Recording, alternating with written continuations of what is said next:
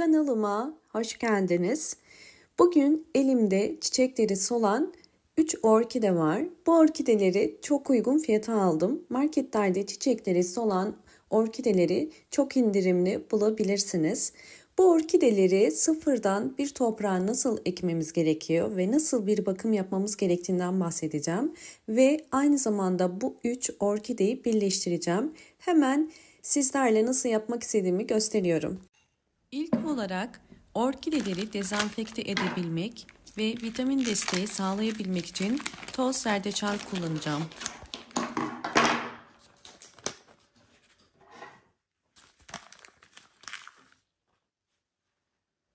Toz zerdeçal özellikle hastalıklı orkide köklerini onarır. Bir silme çay kaşığı kadar kullanıyorum. Bir bardağın içerisine koyuyorum ve üzerine 200 mililitre kaynar su ekleyeceğim.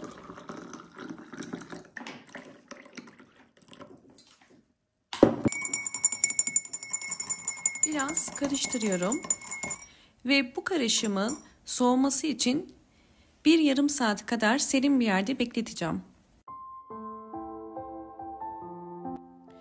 Orkideleri ilk bakımı yapacağız.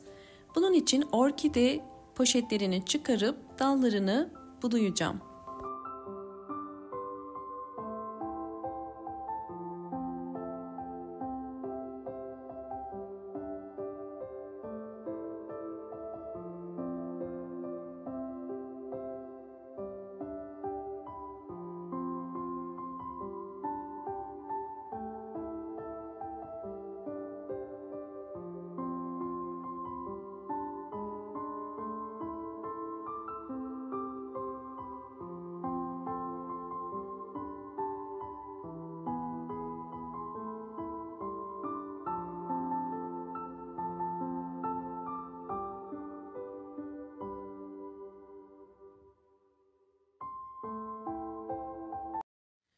Bu şekilde çiçekleri dökülen orkide dallarını kesiyorum. Dallar tamamen sarardığı için en dipten orkide dalını kesiyoruz. Gördüğünüz üzere bu orkidelerin üst topraklarının üzeri biraz küflü. Bunun nedeni çok fazla su verilmesinden kaynaklanıyor. Bu yüzden orkidelere kesinlikle çok fazla su vermeyin ve günlerce suyun içerisinde bekletmeyin. Ve kökleri sağlıklı.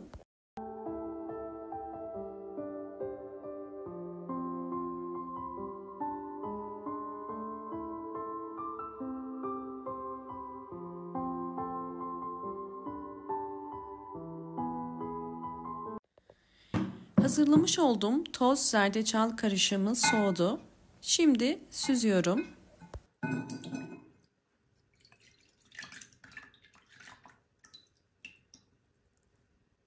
Süzerken en alttaki tortusunu koymuyoruz. Dikkatlice süzmeniz gerekiyor. Çünkü bunlar orkide köklerine yapışabilir. Bakın bunu tekrar üzerine su koyarak orkidelerinizde gübre olarak kullanabilirsiniz. 200 mililitre zerdeçallı suyun üzerine su koyacağım. Bunu 1 litreye tamamlayacağım. Yani 800 mililitre su koyuyorum.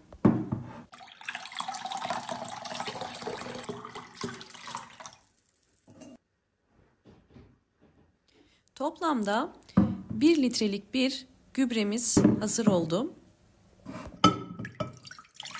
Orkideleri bu suyun içerisinde dezenfekte edebilmek için geniş bir borcama koydum.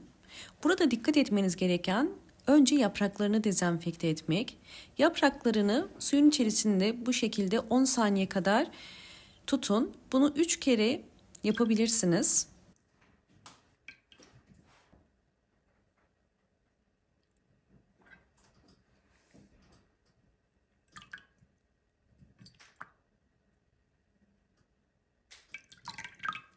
Evet, daha sonra direkt orkidenin kökleriyle beraber toprağını bu suyun içerisine koyuyorum. Ve orkidenin köklerinin tümünün bu karışımı iyice emebilmesi için biraz çeviriyorum. Bu karışımın içerisinde 30 dakika bekleteceğim. Böylelikle orkide köklerinde hastalık ya da böcek varsa bu su onu engelleyecektir. Aynı zamanda orkide köklerini dezenfekte etmiş olacağız.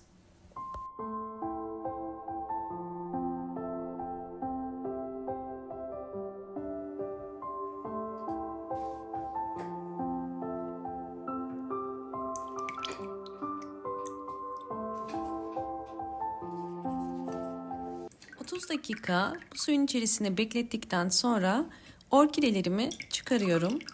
Şimdi 3. aşama olarak orkidelerimi dikeceğim. Bunun için yeni bir orkide toprağına ihtiyacım var. İlk olarak saksıya ihtiyacınız var. Bu şekilde şeffaf olması gerekiyor.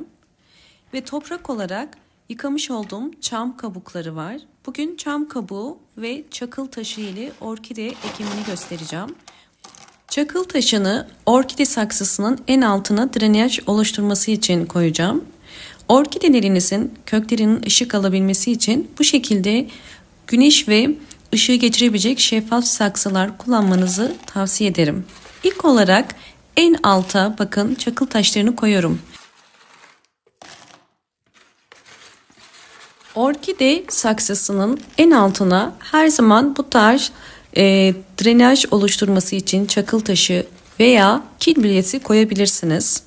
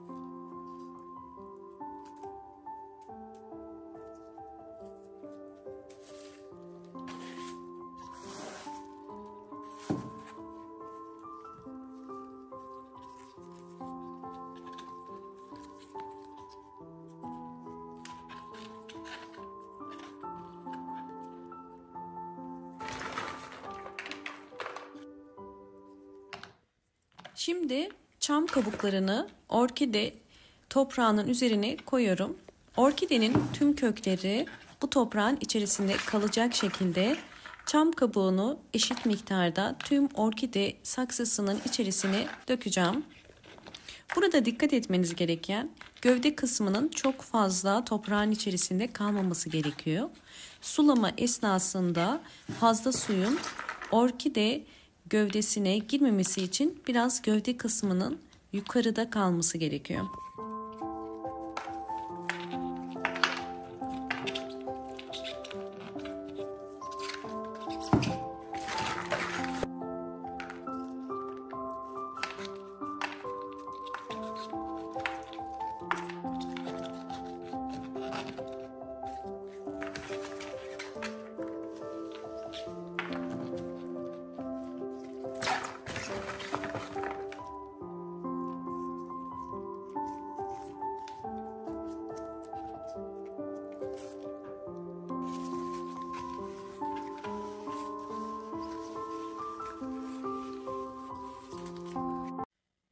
Orkidemi toprağına ektim ve kökler bakın kenara gelecek şekilde ayarlamaya çalıştım. Böylelikle su ihtiyacını da köklere göre ayarlayabiliriz. Bu orkidenin bol ışık alan bir yerde kalması gerekiyor. Yapraklarını biraz daha silmek istiyorum. Bunun için dezenfekte etmek için limon suyu kullanacağım. Biraz suyun içerisine limon suyu sıkarak 4-5 damla bir pamuk ile yapraklarını sileceğim.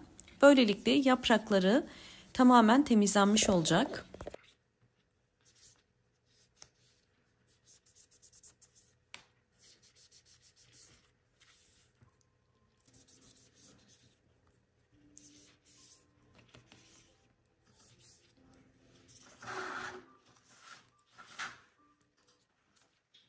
Orkidenin tüm yapraklarını limon suyu ile sildim. Daha önce birkaç orkideyi aynı saksıya ektim. Özellikle 2 orkidemin de sonuçlarını sizlerle paylaşacağım.